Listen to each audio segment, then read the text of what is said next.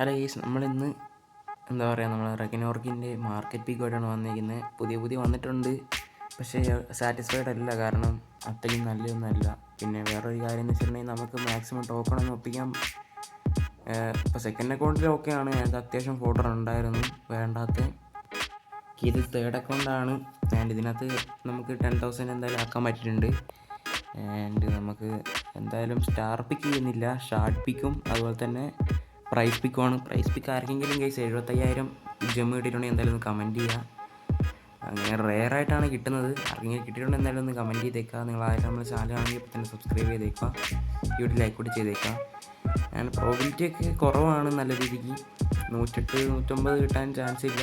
Still ട്രേഡബിളിനെ കിട്ടി ഞാൻ എടുക്കുന്നില്ല. കാരണം കോയിൻ നമുക്ക് ഇതിനകത്ത് റെഡിയാക്കാം, എന്തെങ്കിലും ഉപകാരപ്പെടും.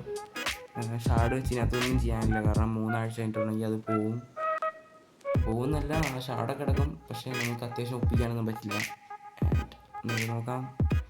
105 അൽഡാസിൽ ആയിരിക്കും എന്തുകൊണ്ടും ബെറ്റർ. 40 ഷാഡ് ഞാൻ എടുക്കുന്നില്ല, കാരണം തേർഡ് അക്കൗണ്ടിൽ കാര്യമായിട്ട് ഗ്രൈൻഡ് ചെയ്യേണ്ട ആവശ്യമൊന്നുമില്ല. അതങ്ങനെയാണ്.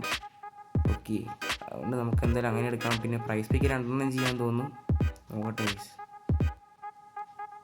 ഓക്കെ, പ്രൈസ് പിക്ക് 1 ചെയ്യാൻ പറ്റുള്ളൂ. ഓക്കെ, 3,000 ഇനിയും ബാക്കി വരും, കുഴപ്പമില്ല. നമുക്ക് നെക്സ്റ്റ് ടൈം അടുത്ത വീക്ക് വരുമ്പോൾ നമുക്ക് ഇത് ചെയ്യാമല്ലോ കേസ്.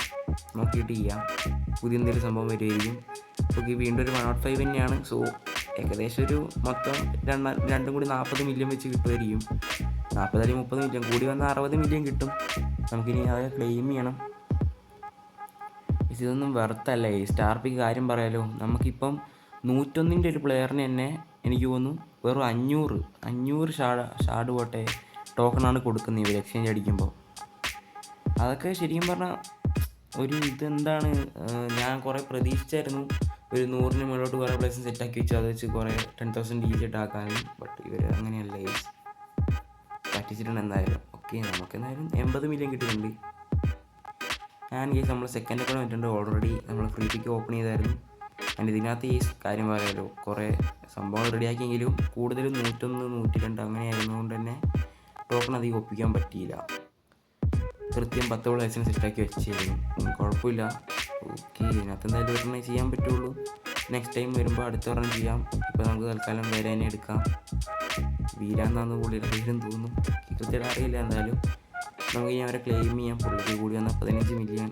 കാരണം 96 തൊട്ട് 102 വരെ എനിക്ക് തോന്നുന്നു 15 മില്യൺ ആണ്. 103 ഒരു 20 മില്യൺ ആ റേഞ്ച് കാണുകയുള്ളൂ. ബാക്കിയെല്ലാം ഏകദേശം കണക്കാണ്. ഓക്കെ, 15 മില്യൺ തന്നെയാണ്. നമുക്ക് അടുത്ത് ചെയ്യാൻ കേസ് നമ്മൾ മെയിൻ അക്കൗണ്ട് വന്നിട്ടുണ്ട്. മെയിൻ അക്കൗണ്ടിലും 5,000 തന്നെയാണ് ചെയ്യാമെന്നാണ് വിചാരിക്കുന്നത്. കാരണം ഷാർട്ട് പിക്ക് ചെയ്യാം ഒറ്റൊരെണ്ണം.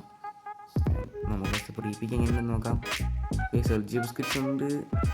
വേണ്ട കേസ് നമുക്ക് സാധനം എടുക്കാം. കാരണം കുറച്ചുകൂടി കോയിൻസ് കിട്ടും. നമ്മളിങ്ങനെ കിട്ടുന്ന കോയിനുള്ള പ്ലേസിനൊക്കെ എക്സ്ചേഞ്ച് അടിച്ച് വിടുവാണ്. കാരണം കോയിൻ ആവശ്യമാണ്. ഇത് എനിക്ക് തോന്നുന്നു ഇതായിരിക്കും കുറച്ചുകൂടി ബെറ്റർ. ഇത് ചെയ്യാം. ഷാർട്ട്സ് ഇട്ടുവാണെങ്കിൽ ഷാർട്ട്സ് എടുക്കാം. കാരണം മെയിൻ അക്കൗണ്ടിലാണുള്ള കേസ് നമുക്ക് കാര്യമായിട്ട് ഷാർട്ട്സ് വേണ്ടത്.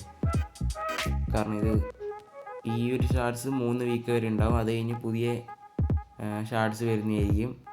അങ്ങനെ ആയിരിക്കും ഉണ്ടാവുക. ബട്ട് ഇത് പോകുന്നില്ല കേസ്, ഓർത്ത് പേടിക്കൊന്നും വേണ്ട. ആൻഡ് എന്തുകൊണ്ടും 104 ഒരു പ്ലെയറെക്കാട്ടും ബെറ്റർ 40 ഷാർഡ് തന്നെയാണ്. ആൻഡ് കേസ് നിങ്ങൾ ലക്ക് എന്തായാലും ഒന്ന് കമൻറ്റ് ചെയ്തേക്കാം.